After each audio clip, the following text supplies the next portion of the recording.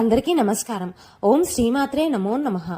ఈరోజు తొలి ఏకాదశి. దీనినే సేన ఏకాదశి అని కూడా అంటారు. మనకి ప్రతి నెలలో 2 ఏకాదశులు వస్తాయి. మొత్తం సంవత్సరంలో 24 ఏకాదశులు ఉంటాయి. ప్రతి ఏకాదశికి ఒక విశిష్టత ఉంటుంది. అయితే ఆషాఢ మాసంలో వచ్చే ఈ ఏకాదశి అంటే ఆషాఢ శుద్ధ ఏకాదశిని తొలి ఏకాదశి అని అంటాం. ఈ రోజున విష్ణుమూర్తిని పాలకడలిపై యోగ నిద్రకు ఉపక్రమిస్తారు. అందుకే దీనిని సేన ఏకాదశి అని కూడా అంటారు.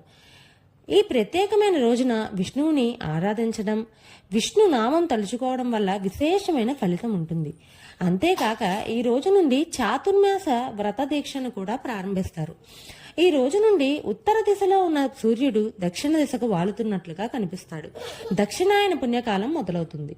హిందువులు దీనిని తొలి పండుగగా భావిస్తారు. తొలి ఏకాదశి నాడు మొక్కజొన్న పేలాలను దంచి అందులో